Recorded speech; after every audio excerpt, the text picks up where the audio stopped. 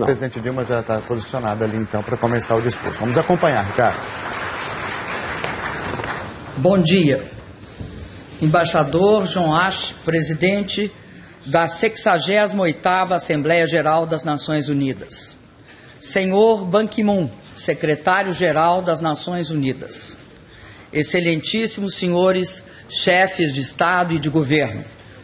Senhoras e senhores, permitam-me uma primeira palavra para expressar minha satisfação em ver um ilustre representante de Antígua e Barbuda, país que integra o Caribe, tão querido no Brasil e em nossa região, à frente dos trabalhos dessa sessão da Assembleia Geral. Conte, Excelência, com o apoio permanente de meu governo. Permitam-me também, já no início da minha intervenção, expressar o repúdio do governo e do povo brasileiro ao atentado terrorista ocorrido em Nairobi. Expresso as nossas condolências e a nossa solidariedade às famílias das vítimas, ao povo e ao governo do Quênia. O terrorismo, onde quer que ocorra e venha de onde vier, merecerá sempre nossa condenação inequívoca e nossa firme determinação em combatê-lo. Jamais transigiremos com a barbárie. Senhor presidente, quero trazer à consideração das delegações uma questão à qual atribuo a maior relevância e gravidade. Recentes revelações sobre as atividades de uma rede global de espionagem eletrônica provocaram indignação e repúdio em amplos setores da opinião pública mundial. No Brasil, a situação foi ainda mais grave, pois aparecemos como alvo dessa intrusão. Dados pessoais de cidadãos foram indiscriminadamente objeto de interceptação. Informações empresariais, muitas vezes de alto valor econômico e mesmo estratégico, estiveram na mira da espionagem.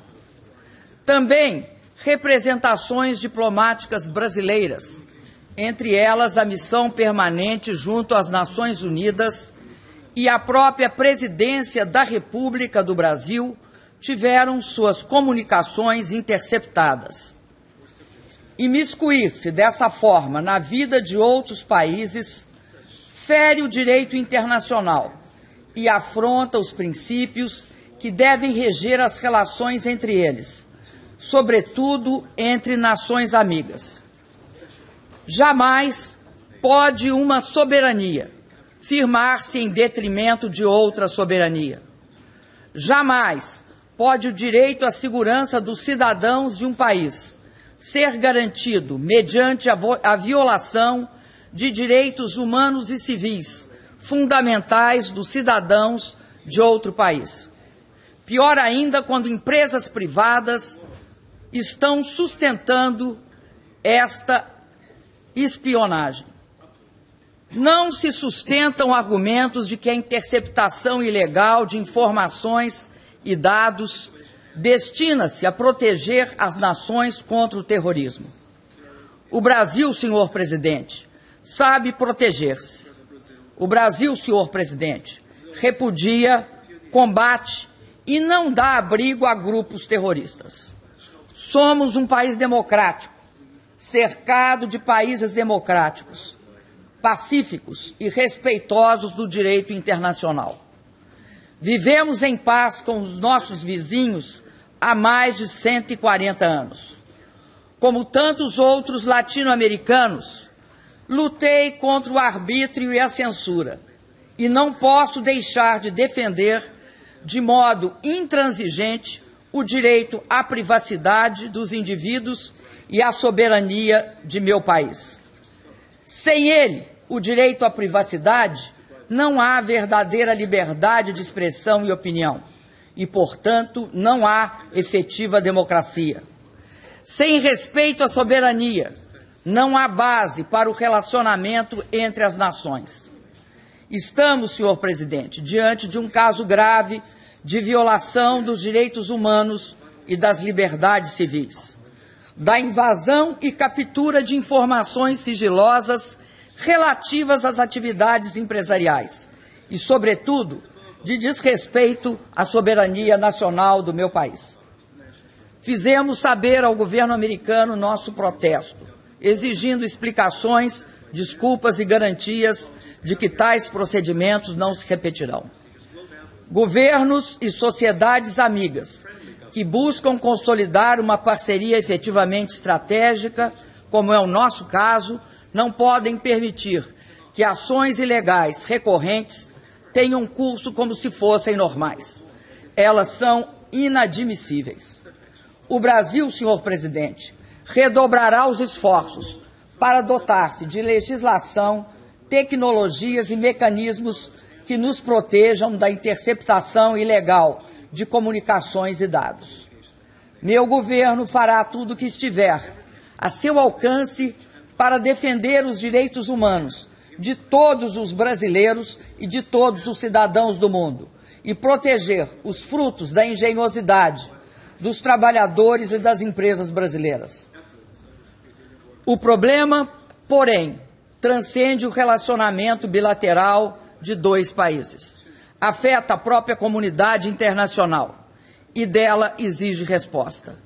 As tecnologias de telecomunicação e informação não podem ser o novo campo de batalha entre os Estados. Esse é o momento de criarmos as condições para evitar que o espaço cibernético seja instrumentalizado como arma de guerra, por meio da espionagem, da sabotagem, dos ataques contra sistemas e infraestrutura de outros países. A ONU deve desempenhar um papel de liderança no esforço de regular o comportamento dos Estados frente a essas tecnologias e a importância da internet, dessa rede social para a construção da democracia no mundo.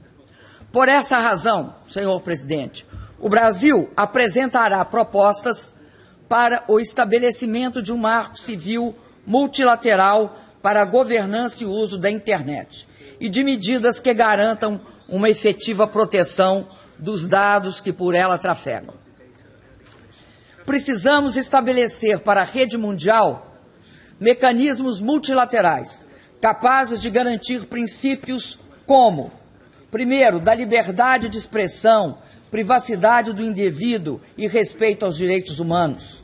Segundo, da governança democrática, multilateral e aberta, exercida com transparência, estimulando a criação coletiva e a participação da sociedade, dos governos e do setor privado.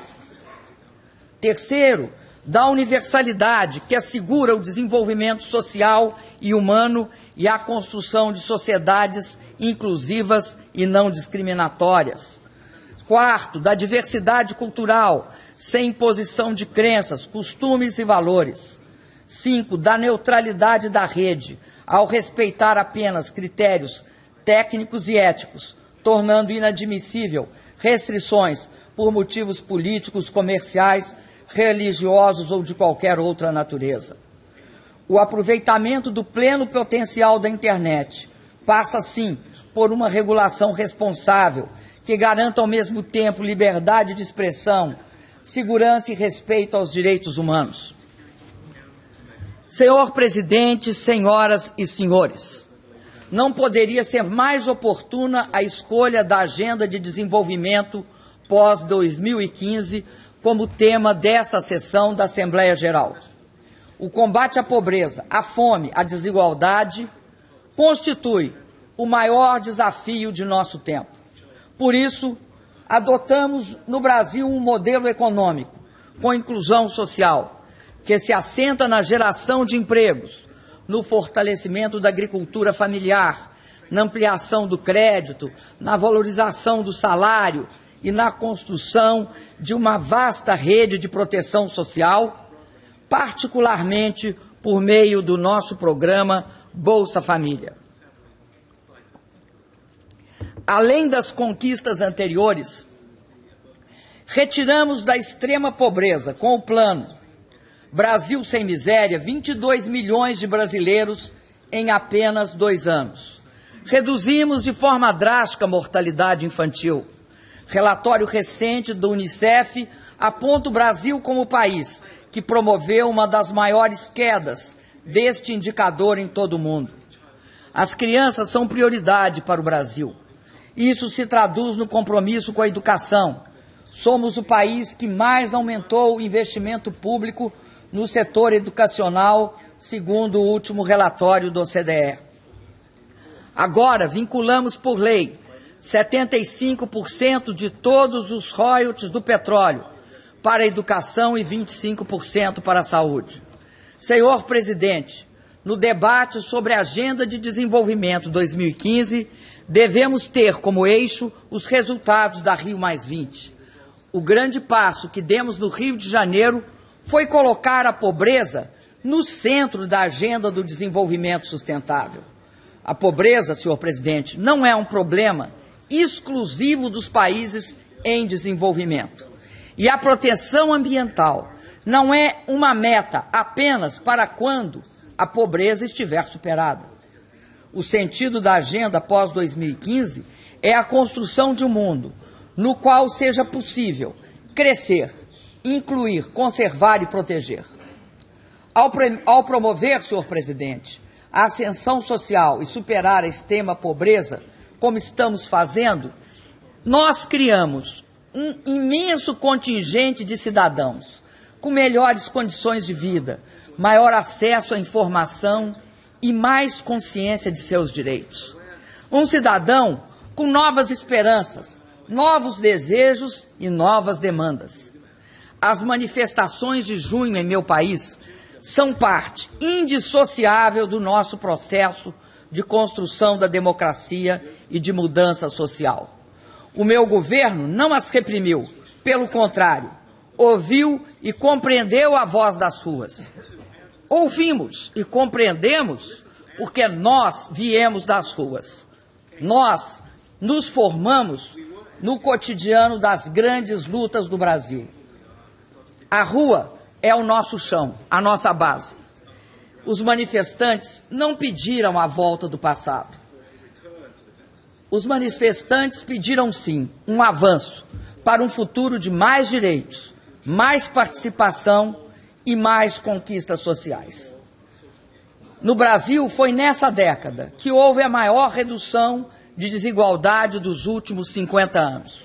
Foi nesta década que criamos um sistema de proteção social que nos permitiu agora praticamente superar a extrema pobreza. Sabemos que democracia gera mais desejo de democracia. Inclusão social provoca a cobrança de mais inclusão social. Qualidade de vida desperta anseio por mais qualidade de vida.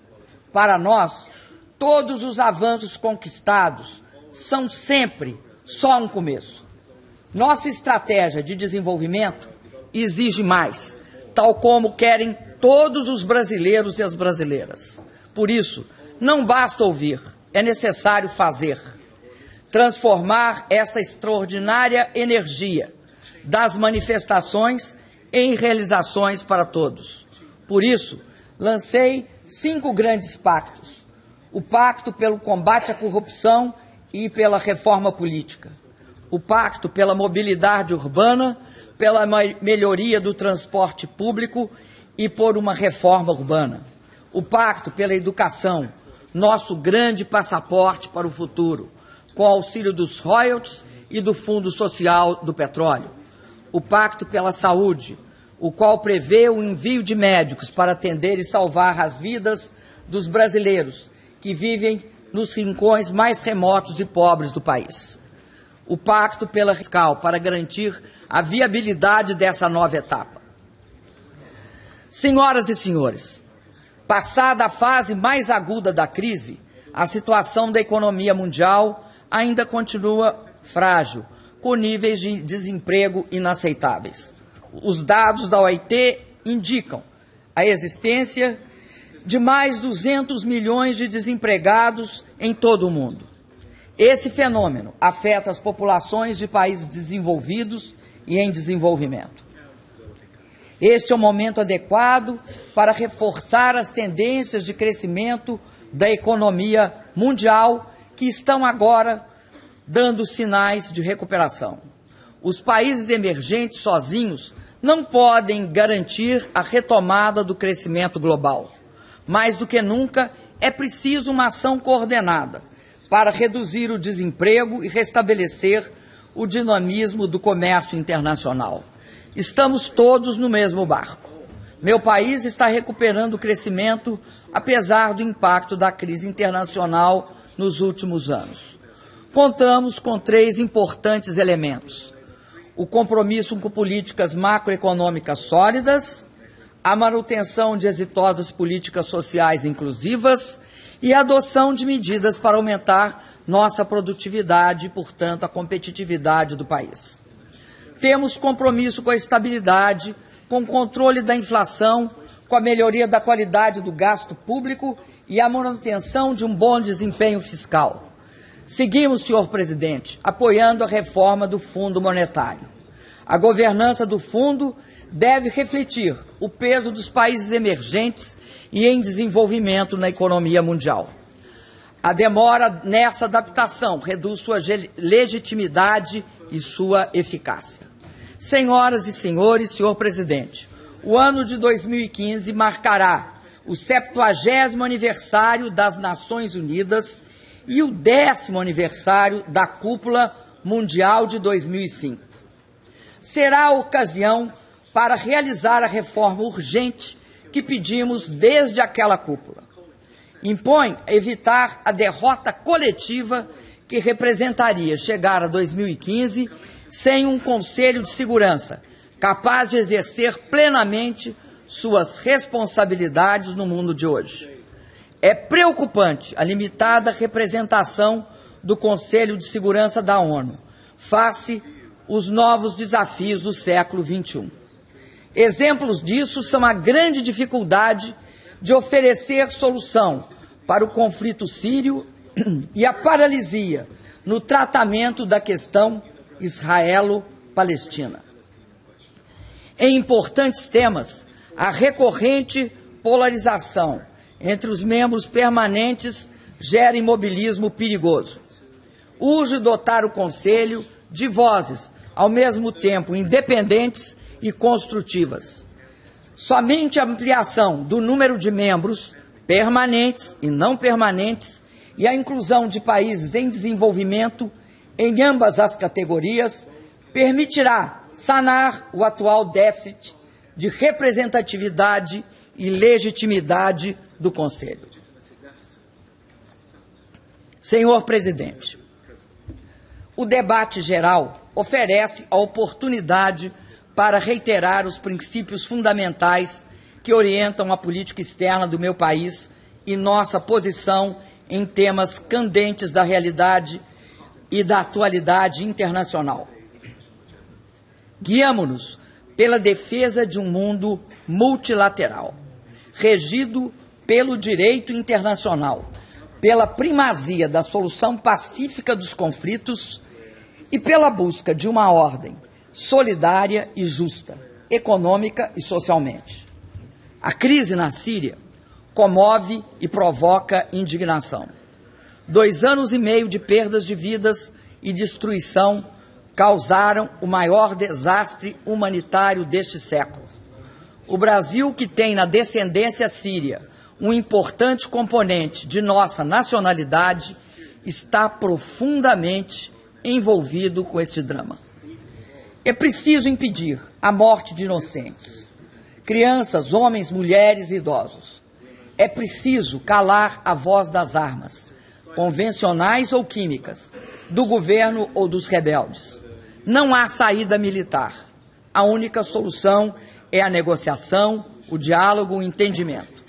Foi importante a decisão da Síria de aceder à Convenção sobre proibição de armas químicas e aplicá-la imediatamente.